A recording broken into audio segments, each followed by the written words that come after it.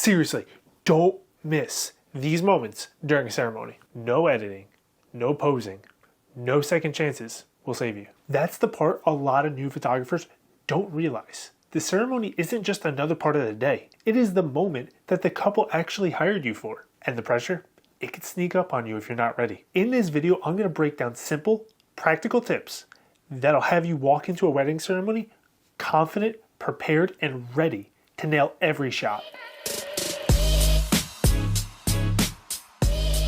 What's up? My name is Jay LeBlanc, wedding photographer and photo video educator. I want to make what is probably the most stressful part of a wedding day so much easier for you. In this video, I'm going to reference two of the most popular types of weddings that happen here in the United States.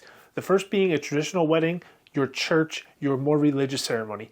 Second, being your non-religious ceremony, the type of wedding ceremony that lasts only 10-15 minutes when the pressure is really on. A lot of the information in this video is going to overlap between the two different types of ceremonies, but I do want you to be aware of all the differences that do exist. I'm going to timestamp everything down below so you can go ahead and just jump around, jump up, get down. Big fan of House of Pain. But anyway, I'm going to mark all the chapters so you can skip through different parts of this video if maybe you already have some part of the wedding ceremony mastered and you don't really need me for that. But if you want to watch the whole thing through, I'm going to be dropping lots of good information throughout this entire video. The things I'm going to cover in this video are general flow of a wedding ceremony. Maybe you haven't been to a wedding before and you just want to know how does it actually work. I'm going to give you the information that I'm asking before the ceremony so I can best prepare myself. I'm going to give you all the gear that I use. I'm going to give you my must capture moments. I'm going to give you what my second shooter does. And last, and probably the most important, I'm going to show you exactly where I stand to make sure I'm in the right spot to get all of those must-have shots. And as a little bonus, I'm going to drop a link down below so you can have all of my must-have wedding shots in a nice, easy-to-read checklist, plus some inspiration for each of those shots. First, we're going to start with the general flow of a wedding. Now, at a non-traditional wedding, non-religious, just what people are doing nowadays, very, very common. I would say about 80% of my weddings are this type of format. You're going to have all your guests sitting in their seats.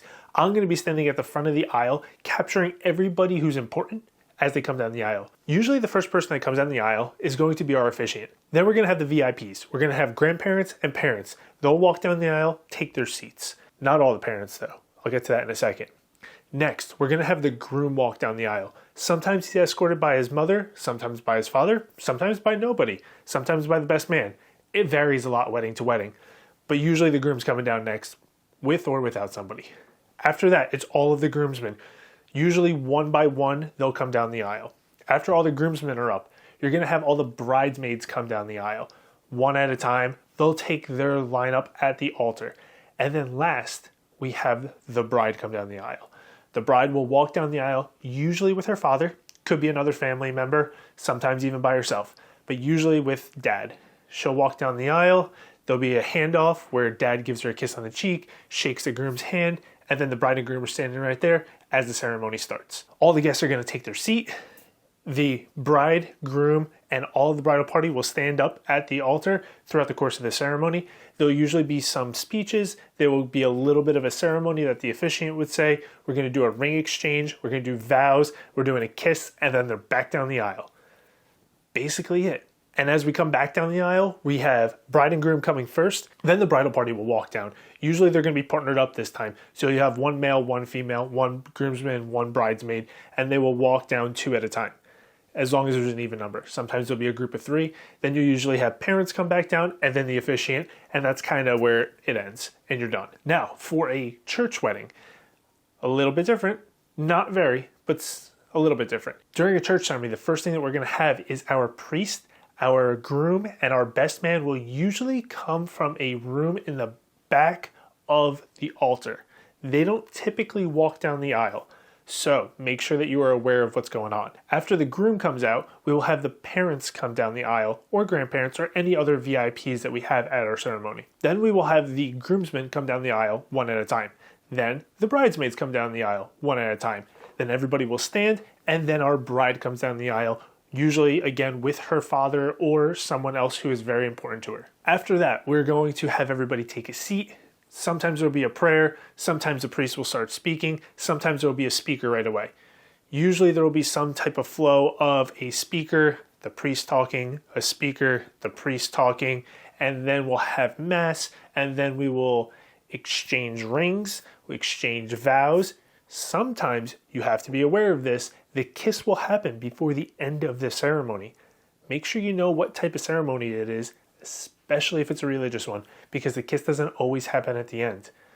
Then, after all of the official ceremony procedures are done, we'll have the bride and groom come back down the aisle. Then we'll have the bridesmaids and the groomsmen come back down the aisle, usually partnered up with one another. So you'll have pairings of 2, sometimes 3, and then we'll have the parents come down the aisle and then usually the priest. The big difference between the 2 ceremonies is going to be the religious part of it. You have a mass that is included with the religious ceremony, and usually you have a lot more talking. Typically, a religious ceremony is closer to 45 minutes to an hour, when a non-religious ceremony is going to be closer to that 15-minute mark or so. So in a religious ceremony, you do have more time to walk around and get different angles and various shots. During a non-traditional ceremony, when things happen much quicker, you have to really be on your game and know where to be and when to be there. And it's extremely important to talk to the officiant beforehand to make sure you're aware of everything that is going on during that ceremony, especially if they have any special type of thing that they're adding to the ceremony, such as a unity candle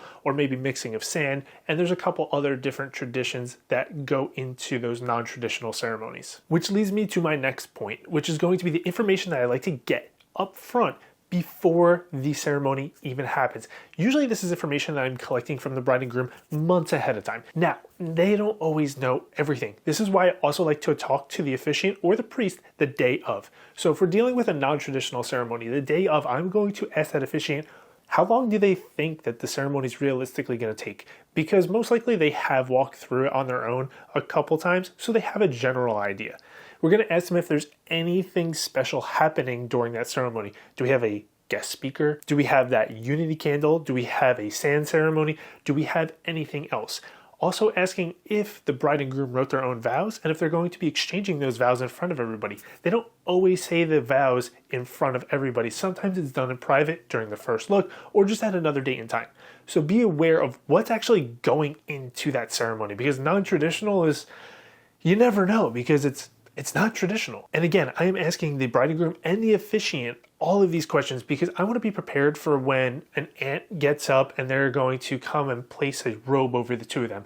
Or maybe somebody's going to go light a candle off to the side of the ceremony that I just wasn't ready for because I didn't ask the right questions ahead of time.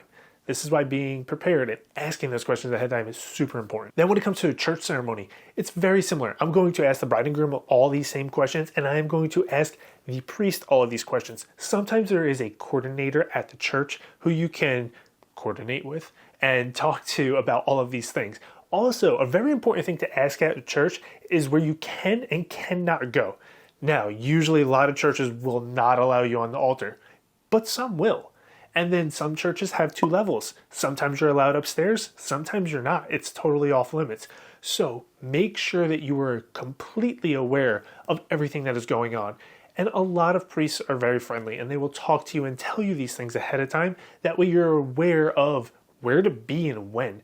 Because some churches are huge. And if you're upstairs trying to get a cool, nice, wide shot, when that priest is about to do the ring exchange, you have a long way to run. And you want to make sure that you're ready for it. If anything I've said in this video so far is helping you, I would really appreciate it if you go ahead and just like this video, maybe subscribe while you're down there. I would really appreciate it. Next, let's talk about gear. Traditional or non-traditional, I'm using the same cameras.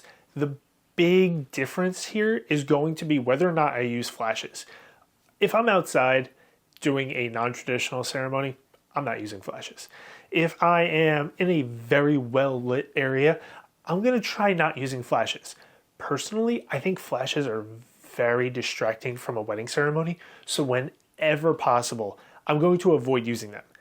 Now, there are some ceremonies that are just in terribly dim lit situations where I do set up flashes. And now, don't get me wrong, I may not use the flash throughout the entire ceremony. Maybe I just want to use it for a shot here and there, and I'll control it from the trigger on my camera. Sometimes I will set them up just in case the venue decides, hey, we're going to dim the lights as soon as the bride walks down the aisle, because that's happened to me before. Maybe you should coordinate with the venue as well. Make sure they're not going to pull some random trick on you where they're just going to dim all the lights so we only have candlelight as the bride walks down the aisle. It's happened, and it's really annoying. But personally, when it comes to shooting a wedding ceremony, my main go-to setup is going to be 2 camera bodies. Right now I'm using the R5 II and the R5 I, and I have the 28-70, which I'm actually filming with right now. I love this lens. It is awesome. And then my other setup is going to be my 70-200. This is the old EF one. I'll link the video right here above, but this lens is now 15 years old, and I still use it at every wedding that I shoot because it's that good. Honestly, I still don't even really see much of a reason to upgrade it, but this lens is a beast. It kicks butt. I love it. If you can pick one of these up at a decent price, highly recommend it. But that's it. I personally love using zooms because a lot of things happen at ceremonies. A lot. And you can't always just get up and run around because you don't want to disrupt the ceremony. I try and remain as discreet as possible. I'm not the type of photographer that's going to get up right between the bride and groom and the officiant to get a close-up shot of their hands as they're doing a ring exchange. I think it is super rude. I think it is super intrusive to the actual ceremony. So I want to be able to just zoom with my lens. I know there's some purists that say, hey, shoot prime, zoom with your feet. I'm not going to do that during a ceremony. I'm going to let that ceremony happen naturally and not have the guests remember, hey, why was that photographer 2 feet away from the bride and groom as they were exchanging rings? Don't you think that's a little weird? Remember, you're a walking billboard for your business. And if those guests see you doing something weird or something they don't love, good chance that they're not going to recommend you to anybody. Now, I am shooting on more modern cameras, so I am able to push those ISOs pretty high. So in both traditional and non-traditional wedding ceremonies, I'm able to really push my ISO to get pretty good shots. My one lens is a f2, my other lens is a 2.8. So I'm able to take in a lot of light. I have no problem pushing my ISO to 16,000 if I have to, as long as it means I get the shot and it's not blurry. I don't care if there's a little bit of noise. I want a good, sharp image, not have to worry about, oh, is it too noisy? Bride and groom aren't going to say it's too noisy, but they are going to say, why is it blurry? And another thing just to remember is during a church ceremony, most likely they really do not like flashes. I have been told so many times, as soon as I say, hi, my name's Jay, I'm the photographer for the wedding here today, they say, you're not allowed to use any flashes. Because a lot of churches have had bad experiences with photographers who maybe don't introduce themselves, maybe don't ask what they can and can't do, and they just do it. And I have heard some crazy horror stories. I've heard of a priest stopping a ceremony to yell at the photographer to leave because they were being so disruptive to the ceremony. Don't be that photographer. Talk to them ahead of time, learn what you can and can't do, and make sure you don't leave a bad impression on the couple, your name, the church.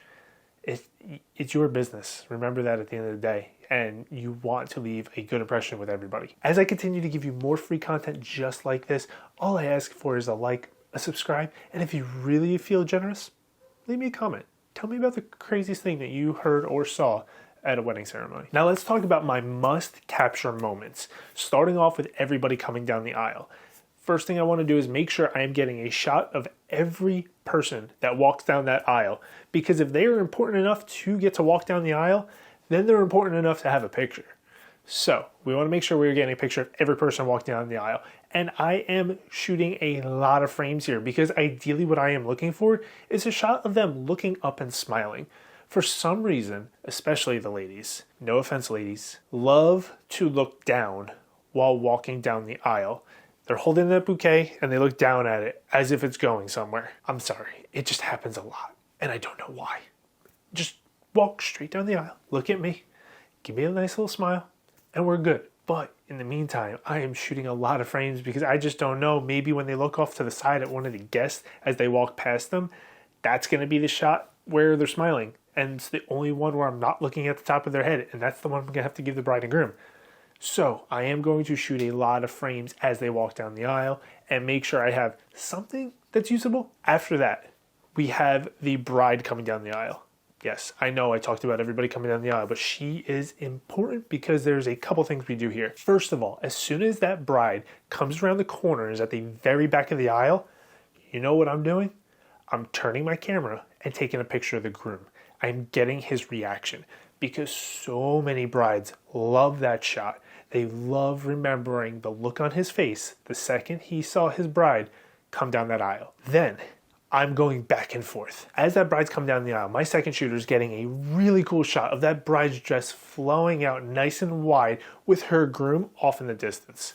It is a really cool shot of just her walking down the aisle with dad and her groom in the background. Then as the bride gets to the front of the aisle, I want to make sure I'm getting that kiss on the cheek from dad as he hands off his daughter to his future son-in-law. Then I want to get the handshake between dad and the groom during that handoff. After that handoff, I'm going to rotate myself into the middle of the aisle just to get a quick shot of the whole space as wide as possible, as long as the videographers don't put their tripod right in front of the bride and groom. Yo, videographers, do me a favor. Don't put the tripod directly in front of the bride and groom. I work with some really good videographers and I work with some really bad ones. No reason why we need a giant video tripod at 6 feet high with 24mm lens on it, 4 feet from the bride and groom. Nope, don't do it. But I want to get that nice wide shot of everything going on. And then I know that usually in this moment, either the priest or the officiant is going to be talking for at least a couple minutes. So what I'm going to do is go down the back of the aisle, around the sides of all the guests sitting down. I'm going to try and get a shot of all the bridesmaids standing up at the altar, and then a shot of all the groomsmen standing up at the altar. While I'm up there, I'm also going to try and grab a quick shot of parents and grandparents where you can actually see their face and not just the back of their head, because we want to see some reactions. They're happy. Their children are getting married. We want to see that emotion in these pictures. So I make sure to get their reactions as well, along with any other guests that may be super important to that bride and groom, or just anybody who's showing a lot of emotion. I'm also watching the entire crowd during that ceremony for any opportunities for good photojournalistic shots. As the ceremony goes on, I want to make sure I'm getting shots of any speakers. Anybody who is important enough to speak, we need a picture of them. We want to make sure we get a shot of the ring exchange.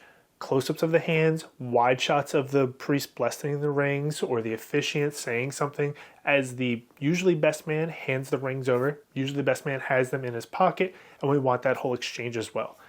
Then as the bride and groom slide the rings onto each other's fingers, we got to capture that. And then obviously, probably one of the most important is the kiss. We got to know when the kiss is coming. There's always a sentence or two leading up to it, so you can usually prepare yourself. During these non-traditional ceremonies, it almost always happens at the end, and you can kind of feel the pacing of the ceremony as it's coming to the end, because you have the vows, you have the ring exchange that all happens before it. So you know, once that's all done, the kiss is coming pretty soon. And we want to make sure we get a lot of options of that kiss. Shoot it wide, shoot it tight, but keep shooting. Sometimes that groom is going to throw his fist up in the air, start fist pumping. Sometimes he'll dip his bride right there at the altar. Whatever it is, you want to be ready for it, because I guarantee you if they do something like that, they're going to be asking for that picture. And if the bride and groom are reading their own vows, we want to make sure that we are getting shots of the reaction of the other one as the vows are read. So if the bride's reading her vows, we want to make sure we're getting shots of the groom's face as he reacts to what she's saying, and vice versa, just because it's good photojournalistic, helps tell that story. And don't be afraid that when you're on the side of the aisles to shoot the bride and groom's face and the reaction head on. Usually if I am in the center aisle, my second shooter is going to be on the sides getting those shots. I usually tell them to focus on just the bride because, let's be honest, the bride's usually a little bit more important and usually a little bit better looking than the groom. Not always, but hey, we're going to usually feature the bride. It's just the way it goes. Sorry, guys. And then after our kiss, we're going to get shots of them coming back down the aisle. Now, something that I personally love to do, once they're about 80% of the way back down the aisle, I'm going to stop them, tell them to give each other a kiss, and shoot this shot really wide. Now, the reason behind this is we get that same kiss at their ceremony site, but this time we have all of their guests in the background, and it's just a really cool shot for them to have.